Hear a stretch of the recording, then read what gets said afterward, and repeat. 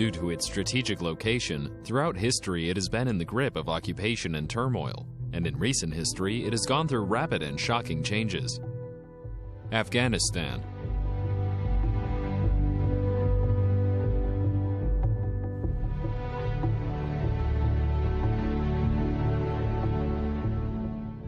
The land that is now Afghanistan has a long history of domination by foreign conquerors and strife among internally warring factions. At the gateway between Asia and Europe, this land was conquered by Darius I of Babylonia circa 500 BC and Alexander the Great of Macedonia in 329 BC, among others. Mahmud of Ghazni, an 11th century conqueror who established an empire from Iran to India, is considered the greatest of Afghanistan's conquerors. Genghis Khan took over the territory in the 13th century, but it wasn't until the 1700s that the area was united as a single country. By 1870, after the area had been invaded by various Arab conquerors, Islam had taken root. During the 19th century, Britain, looking to protect its Indian Empire from Russia, attempted to annex Afghanistan, resulting in a series of British-Afghan wars between 1838 to 42, 1878 to 1880, 1919 to 1921. 1921. The British, beleaguered in the wake of World War I, defeated in the Third British-Afghan War 1919 to 1921. Afghanistan becomes an independent nation. Concerned that Afghanistan has fallen behind the rest of the world, Amir Amanullah Khan begins a rigorous campaign of socio-economic reform. In 1926, Amanullah declares Afghanistan a monarchy rather than an emirate and proclaims himself king. He launches a series of modernization plans and attempts to limit the power of the Loya Jirga, the National Council. Critics, frustrated by Amanullah's policies, take up arms in 1928, and by 1929, the king abdicates and leaves the country. Zahir Shah becomes the king in 1933. The new king brings a semblance of stability to the country, and he rules for the next 40 years. The United States formally recognizes Afghanistan. In 1947, Britain withdraws from India, establishing the predominantly Hindu but secular state of India and Pakistan. The nation of Pakistan includes a long, largely uncontrollable border with Afghanistan. The pro-Soviet general Muhammad Daoud Khan, cousin of the king, becomes prime minister and looks to the communist nation for economic and military assistance in 1953. He also introduces a number of social reforms, including allowing women a more public presence. Khan overthrows the last king, Muhammad Zahir Shah, in a military coup in 1973. Khan's regime, the People's Democratic Party of Afghanistan, comes to power. Khan abolishes the monarchy and names himself president. The Republic of Afghanistan is established with firm ties to the USSR. Between 1975 and 1977, Khan proposes a new constitution that grants women rights and works to modernize the largely communist state. He also cracks down on opponents, forcing many suspected of not supporting Khan out of the government. Khan is killed in a communist coup. Nur Muhammad Taraki, one of the founding members of the Afghan Communist Party, takes control of the country as president, and Babrak Karmal is named deputy prime minister. They proclaim independence from the Soviet influence and declare their policies to be based on Islamic principles, Afghan nationalism, and socio-economic justice.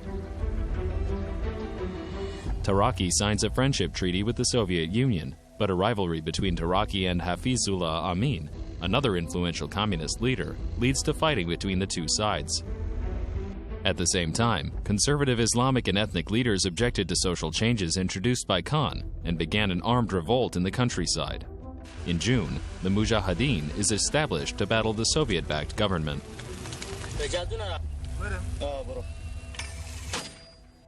In 1979, American Ambassador Adolf Dubs is killed. The United States cuts off assistance to Afghanistan. A power struggle between Taraki and Deputy Prime Minister Hafizullah Amin begins. Taraki is killed on September 14th in a confrontation with Amin supporters. The USSR invades Afghanistan on December 24th to bolster the faltering communist regime. On December 27th, Amin and many of his followers are executed.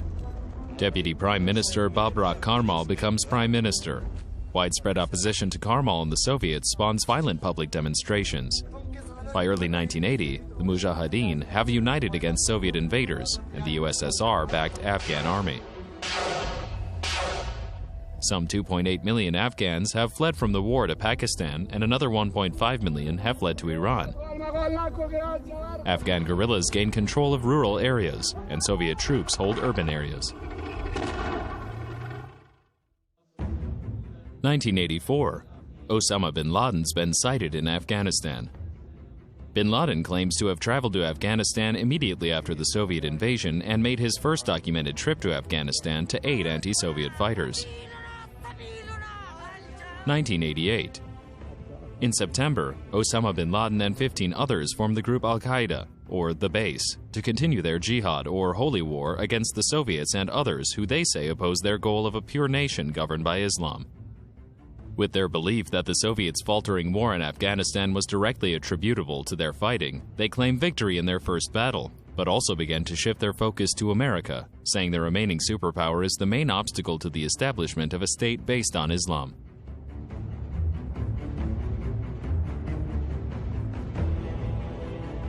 The U.S., Pakistan, Afghanistan, and the Soviet Union signed peace accords in Geneva, guaranteeing Afghan independence and the withdrawal of 100,000 Soviet troops in 1989.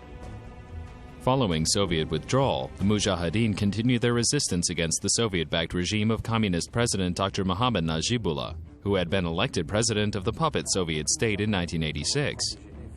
Afghan guerrillas named Sibatullah Mujahidi as head of their exiled government. The Mujahideen and other rebel groups, with the aid of turncoat government troops, stormed the capital Kabul and oust Najibullah from power. Ahmad Shah Massoud, legendary guerrilla leader, leads the troops into the capital. The United Nations offers protection to Najibullah. The Mujahideen, a group already beginning to fracture as warlords, fight over the future of Afghanistan, and form a largely Islamic state with Professor Burhanuddin Rabbani as president.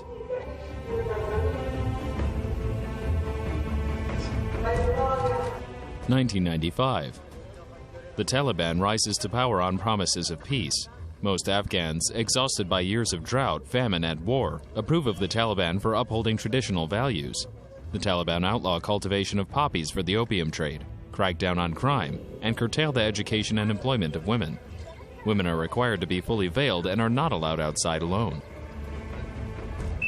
Taliban law is enforced via public executions and amputations. The United States refuses to recognize the authority of the Taliban. Continuing drought devastates farmers and makes many rural areas uninhabitable. More than 1 million Afghans flee to neighboring Pakistan, where they languish in squalid refugee camps. The Taliban publicly executes Najibullah in 1997. Ethnic groups in the north, under Massoud's Northern Alliance, and the south, aided in part by Hamid Karzai, continue to battle the Taliban for control of the country. Even when they are under attack, they cannot use an airplane to bomb Afghan homes. Following al-Qaeda's bombings of 2 American embassies in Africa, President Clinton orders cruise missile attacks against bin Laden's training camps in Afghanistan. The attacks missed the leaders of the terrorist group. By now considered an international terrorist, bin Laden is widely believed to be hiding in Afghanistan, where he is cultivating thousands of followers in terrorist training camps. The United States demands that bin Laden be extradited to stand trial for the embassy bombings. The Taliban declined to extradite him. The United Nations punishes Afghanistan with sanctions restricting trade and economic development.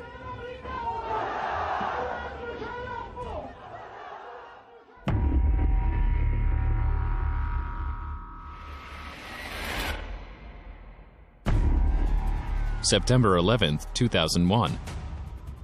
Hijackers commandeer 4 commercial airplanes and crash them into the World Trade Center towers in New York City, the Pentagon outside Washington, D.C., and a Pennsylvania field, killing thousands. Days later, U.S. officials say bin Laden, the Saudi exile believed to be hiding in Afghanistan, is the prime suspect in the attack.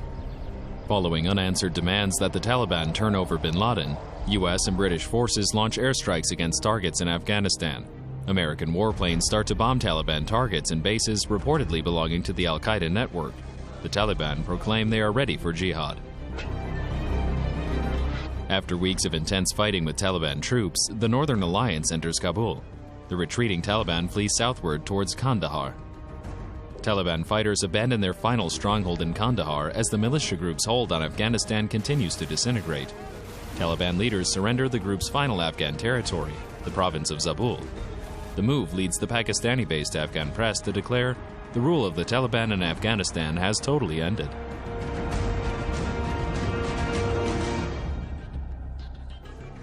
Hamid Karzai, a royalist and ethnic Pashtun, is sworn in as the leader of the interim government in Afghanistan.